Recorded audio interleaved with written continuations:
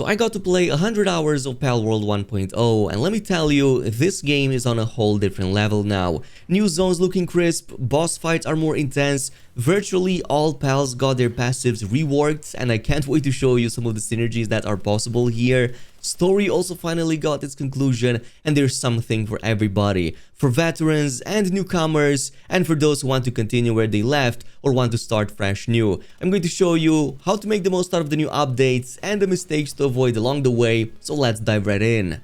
Now, for the veterans who want to continue where they left, here's what you're going to get in the new update. Basically, there are two main new locations and several smaller ones all around the map, but specifically the bigger ones are the Sunreach Isles, which are pretty much east of the Faybreak Island, and then we also have the map of the world tree. This has its own separate map section. Yes, it's finally in the game, even has its own unique mechanics that can only be found in this location, so we're going to talk about that in just a little bit.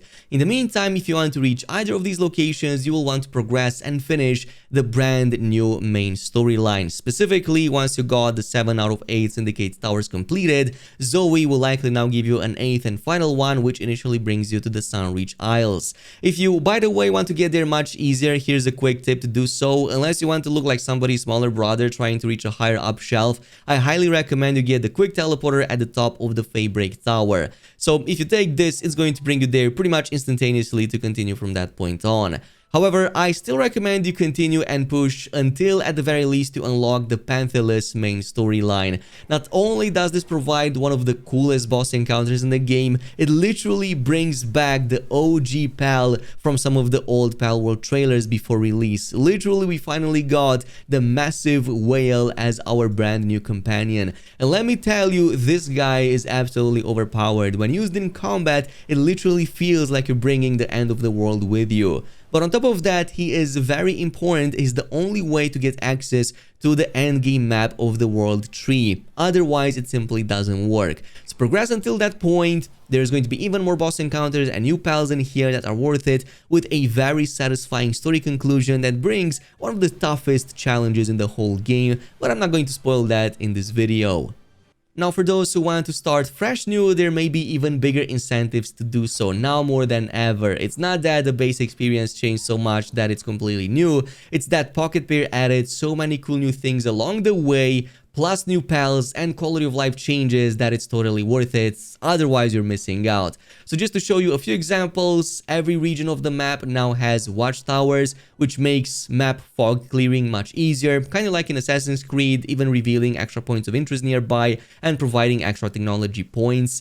Beyond this, they've also added these hacking towers all over the place. They have a really quick minigame that's usually very simple to complete, but yeah, they provide a lot of XP and, more important, a lot of schematics for brand new items. Especially some of the new accessories can be extremely strong, especially purple ones that drop rather easily from the looks of it. They can provide even up to 2 very strong buffs, like getting extra resistances to ice and fire, and having extra HP or damage just from one of them. However, probably the biggest incentive to start brand new is that the overwhelming majority of the pals had their passives completely reworked. And not just that, Pocket Pair even added a ton of new pals along the whole journey, from level 1 all the way to the new max level cap of 80. And the synergies over here are really crazy and very diverse. I created teams around different types of elementals just to show you what we can do. I have some for soak freezing, some for shock electrifying, fire teams, blinding teams. I even have a team that can poison targets, which increases your damage, but in turn debuffs the target's damage by up to like 60%, which can be crazy against raid bosses. Like, one of my favorites is the Soak Freeze, so let me show you how this works. Basically, one of the new pals makes all of my attacks to inflict soak on the target. Then I have somebody like Yormuntide, whose passive is now that it increases my damage against soak targets by up to 65%.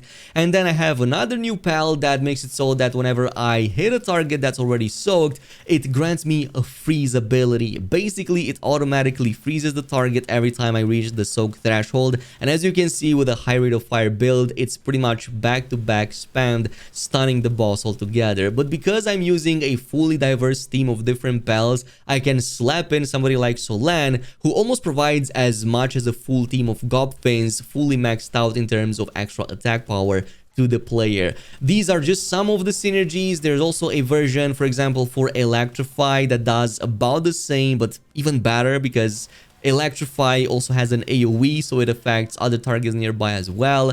There's also, like I said, an option for Fire, which I really liked. This one is supposed to both spawn explosions as well as fire tornadoes around you, but it goes beyond this. Again, if you want to see a full breakdown video of this, let me know down below in the comments.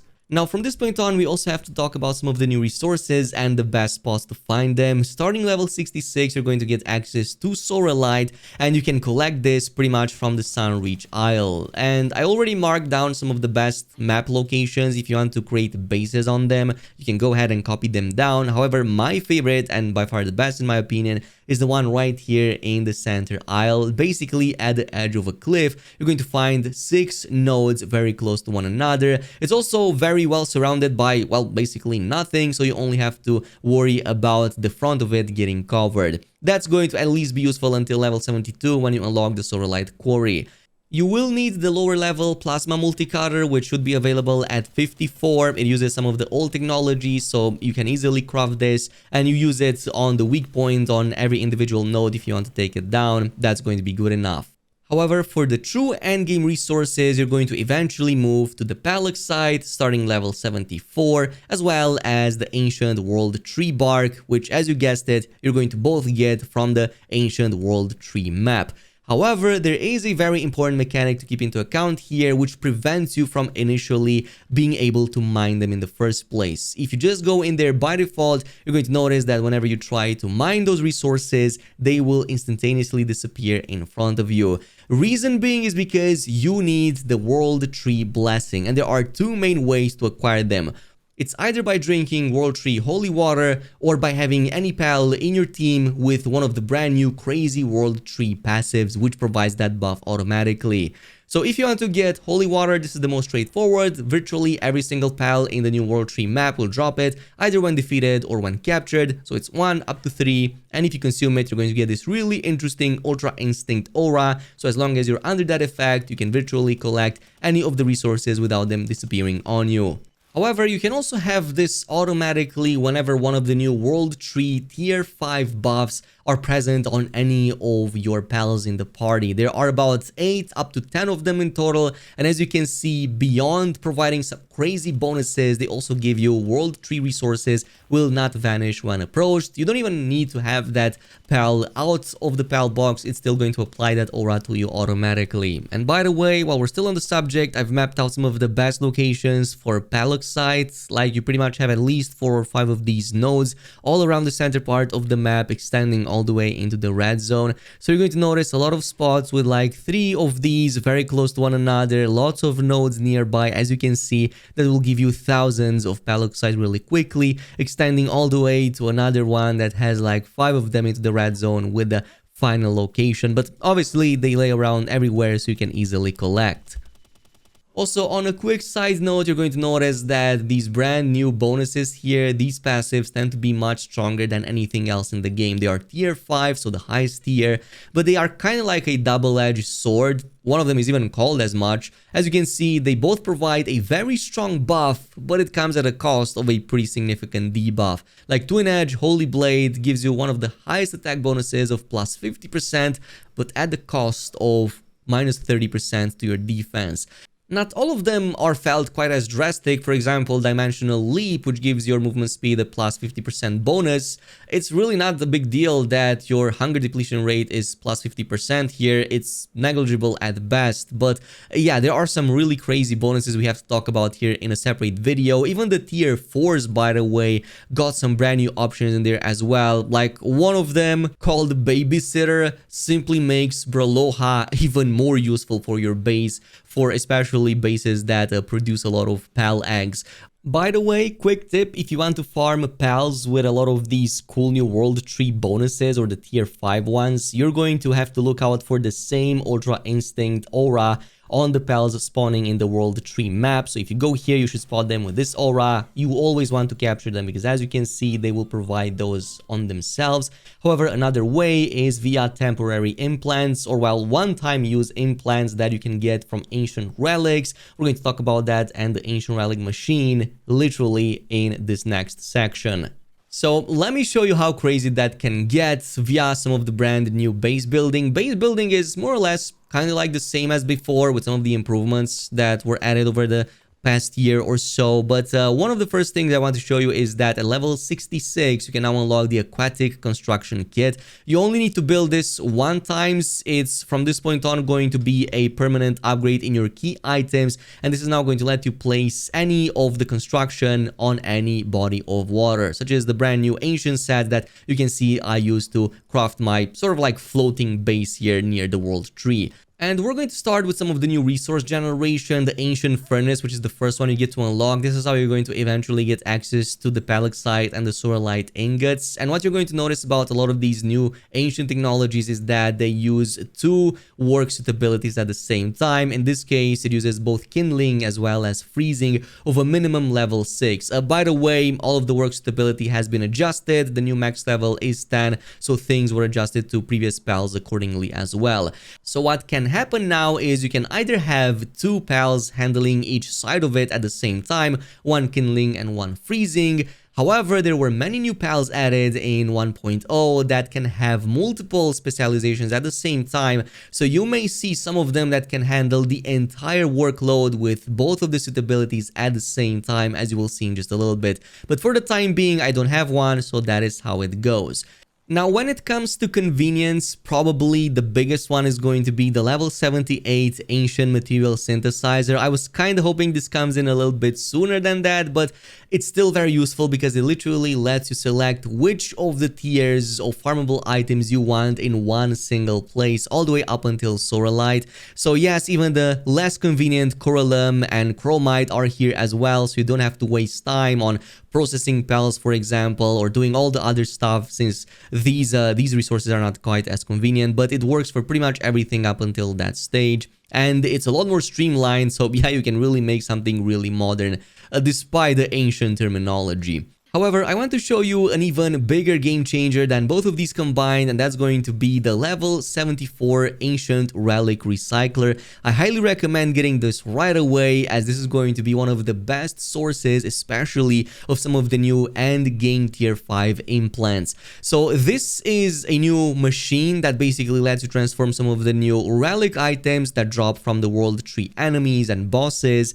into very useful consumables. You're going to get stuff like enhancement materials for your items, schematics to build some of the strongest new items, all the way to pal upgrades, consumables, and like I said, even implants for the surgery table. And yes, this includes some of the new tier 5 world tree boss passives as well. Now, the way this works is very simple. You just take any of the ancient relics, they go all the way to legendary quality, place them over here. But here is a big mistake you want to avoid. You don't just want to use the relics on their own, you will also want to use world tree holy water. You will notice that if you do that, the reward number grows to 1.5x, and I'm assuming there are other items that may increase this to even higher levels. It's just that I haven't yet discovered them. So if you do that and then turn on the power, somebody with, in this case, yeah, handiwork should come in and transform them into the items. And as you can see, we're pretty much getting tons of radiant gems, pal manuals. We're even getting some legendary disposable implants. Like I said, you can pretty much get both tier 4s and tier 5s this way.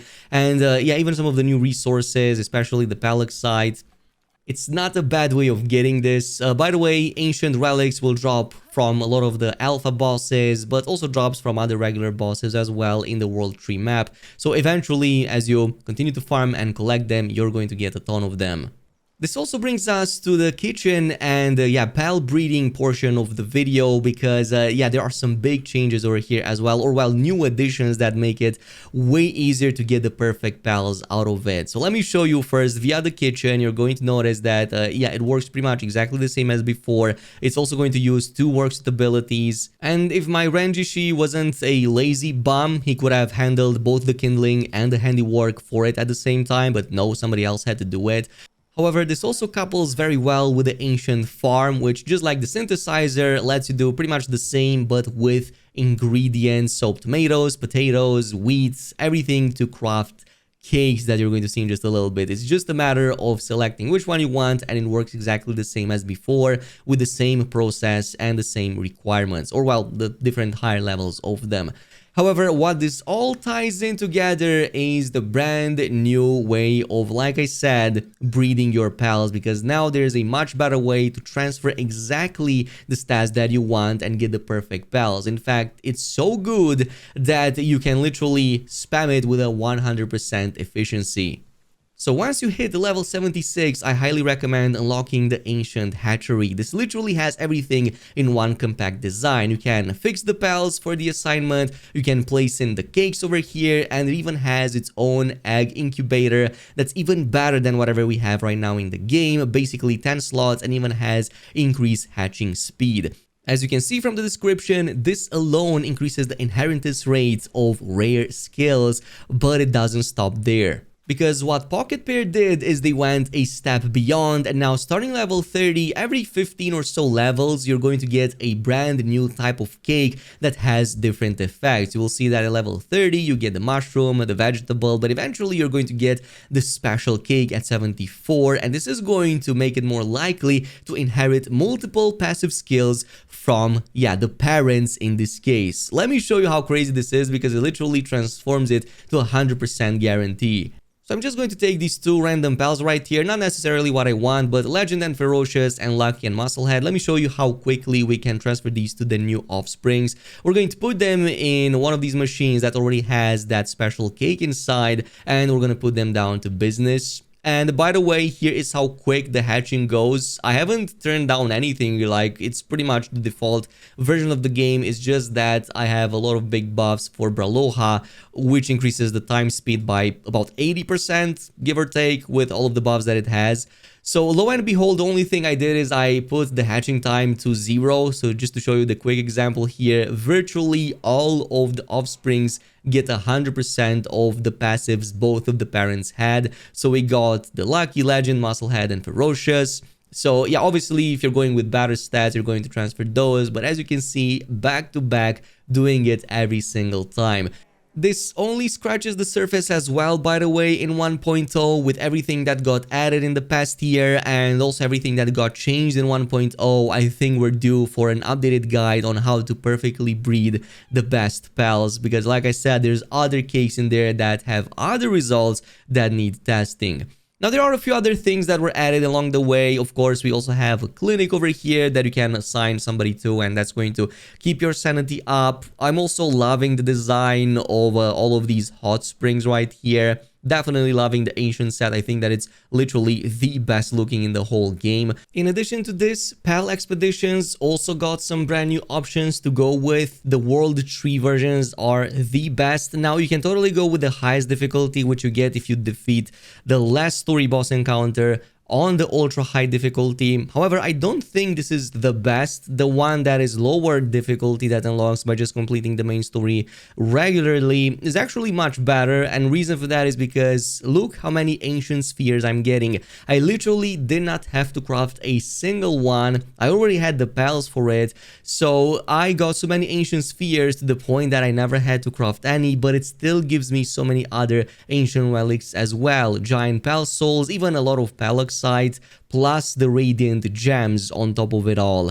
I just think it's the better option, but it's up to you. You can just spam this in the meantime and get a ton out of it as well. Also, to name a few other changes that I really liked, all of the sanctuaries now really look like sanctuaries. They got a massive overhaul. So yeah, they look pretty much something like this. All of them have their own different theme. They no longer look like, just static platforms. They actually look like real thematical sanctuaries with, of course, the same pals that you can capture inside of them. Even the patrol units are different now. So overall, I'm really liking the aesthetics over here.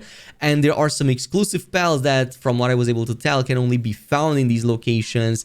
And there are even exclusive rewards that you can only find in these places. Like, for example, the ancient bones, as far as I can tell, can only be found here. And they are useful for some very important high-end recipes.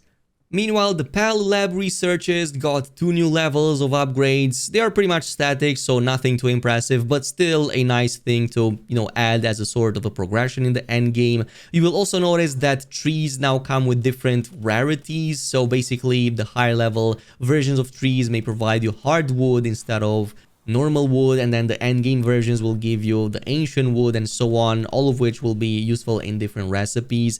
Another one is that there are about like 7 or so new islands all around every single portion of the map that are worth checking out, with more treasure chests and more bosses to defeat. They're kind of surrounding the main island, so you can totally check them out. Unfortunately, some of the things did get nerfed. For example, in the case of the V1 Ultra Kill Collaboration armor, that no longer is sold by the church vendors. So yeah, they now have a completely different set of inventories, but some of them are worth it. There are some items over here that can instantaneously promote your pals to the next star. It comes in the form of the star fruits. These can drop from very difficult boss encounters in the world tree locations and from expeditions. They are rare, but they pretty much bypass the whole process of having to get duplicates and use the condenser. Especially useful for boss pals or pals that tend to not spawn too often. And that about concludes update 1.0. It was certainly massive, but let me know in the comments if there's anything else that you discovered and want to let everybody else know. In the meantime, thanks so much for watching, and I'll see you in the next video.